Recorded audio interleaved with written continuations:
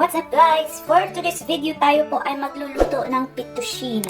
Ito na yung mga ricados natin. So ito yung mushroom na panlagay natin panghalo. Ito yung sibuyas natin. Ito yung Maggi. Of course yung Maggi hindi yan nawawala. Saka yung cream, yung cooking cream natin. At saka yung fettuccine natin. Ayan. Pero hindi ko yan nauubusin guys. Kalahati lang. So yan lang. Ito yung marinated chicken natin. Minarinate ko lang siya konti.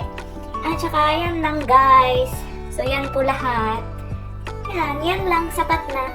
Parang ikaw. Ikaw lang, sapat na. Uy. Mag-start na tayo, guys. So, naglagay lang ako ng konting butter. Tapos, nilagay ko yung chicken. So, ginisa ko muna siya, guys. Hindi ko nilagyan ng kahit ano. Yung marinated chicken, ginisa ko muna siya hanggang sa matanggal yung tubig dyan. Tapos, pagkatapos nyo guys, ayan na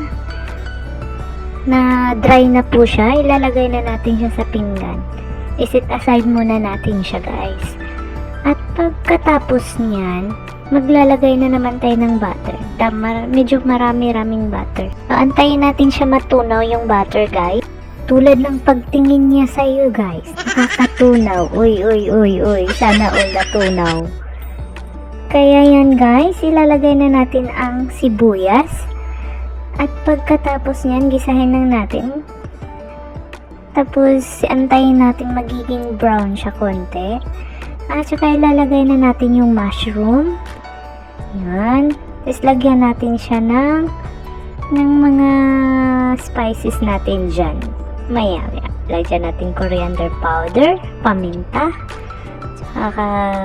Ayan, paminta pa din yan. Lagyan natin ng maraming paminta guys. Yung durog na durog, kasing durog ng puso ko. Ay. So ayan, lagyan natin ng paprika. At pagkatapos yan guys, lagyan natin ng Maggi. Of course, yung Maggi natin hindi yan nawawala. Lalagay na natin yung cream.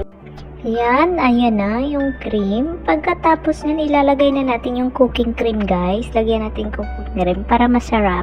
Kasi yung sarap ko. Oy. Ayan na.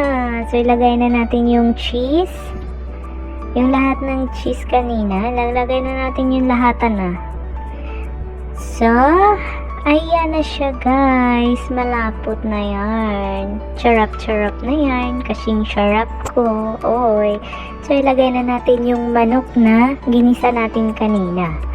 So, ayan na siya. Masarap na. So, ayan. So, nagpakulo din pala ako ng tubig guys para sa fettuccine natin. Ayan, lagyan ko ng oil. Tsaka, lagyan natin ng isang kutsarang asin. Ayan, halo-haluin lang guys. Ilalagay na, kumulo na siya. Ilalagay na natin yung fettuccine. Yan. At pagkatapos niyan guys, ay pakuluin natin siya ng 7 minutes. So, ayan na siya. Halo-haluin lang natin konti. Ayan. So, halo-haluin lang yan. So, ayan na guys. Luto na ang ating fettuccine. So, dinrain ko na siya guys. Ayan na yung ating sauce. So, ayan na guys. Ang ating fettuccine at saka sauce. So, i-mix na natin siya. Ayan. Na-mix na natin. O, diba? Juicy. Yan yung gusto nila eh. Yung medyo juicy yung ating fettuccine. Kainan na! So, that's all for today's video guys. Thank you so much for watching. Please like and subscribe my YouTube channel, Bisayang Puto TV. Bye-bye!